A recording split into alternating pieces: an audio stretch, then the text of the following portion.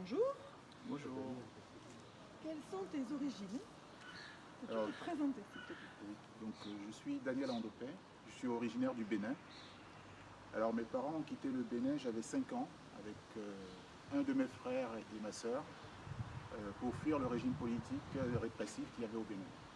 Donc nous avons quitté le Bénin pour le Sénégal. As-tu reçu une éducation chrétienne? Oui, donc au Sénégal, j'ai eu une éducation assez très exigeante de la part de mes parents, basée sur le travail et l'effort, mais baigné effectivement dans un milieu très catholique et pratiquant. Tout ça dans un contexte de mixité. Donc il y avait une mixité culturelle, parce que je côtoyais des amis de toute l'Afrique. Moi j'étais du Bénin, donc on était au Sénégal. Donc comparer par exemple Dakar au Sénégal et Cotonou au Bénin, c'est un peu comme comparer Paris et Moscou. On était aussi dans un milieu de mixité sociale, avec des personnes de classe moyenne, plus aisées, mais aussi avec une très grande pauvreté. Et enfin, une mixité aussi religieuse. J'ai beaucoup été marqué par le respect mutuel entre les communautés musulmanes et catholiques au Sénégal. Et que retiens-tu de ton enfance et de cette éducation? Alors, ce que je retiens le plus, c'est justement ce respect de l'autre, marqué par justement cette mixité. Donc ce respect de l'autre et une très forte envie de faire confiance à l'homme, parce qu'il a été créé à l'image de Dieu. Depuis quand es-tu en France? Alors j'ai quitté le Sénégal à 18 ans pour mes études supérieures, pour venir en France. Et c'est vrai qu'à ce moment-là, j'ai eu, peut-être comme beaucoup de jeunes, la tentation forte de m'éloigner de l'Église, et même de me rebeller par rapport à l'Église, parce que justement, je pensais avoir trouvé une certaine liberté. Et avec le recul aujourd'hui, je pense vraiment que c'est à ce moment-là que j'ai choisi personnellement de devenir chrétien et catholique. Et aujourd'hui, où en es-tu de ta foi? Voilà. Aujourd'hui, j'essaie de vivre le plus simplement possible et le plus vrai possible tout ce que j'ai reçu par mes parents, par ma foi. Alors ça se traduit sur plusieurs axes.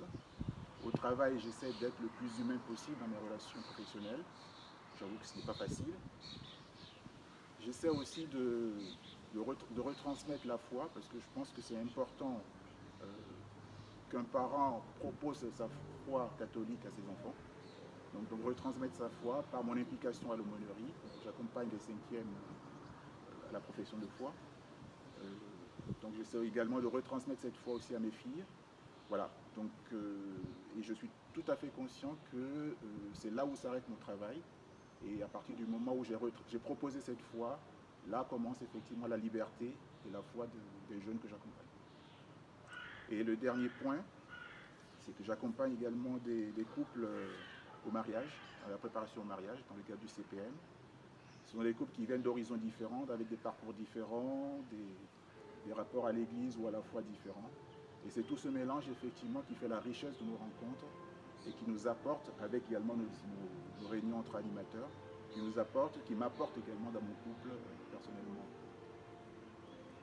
Quelle place accordes-tu à la prière?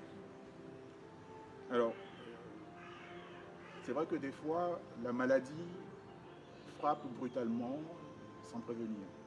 Et c'est vrai qu'à ce moment-là, j'ai redécouvert la force et la puissance de la prière.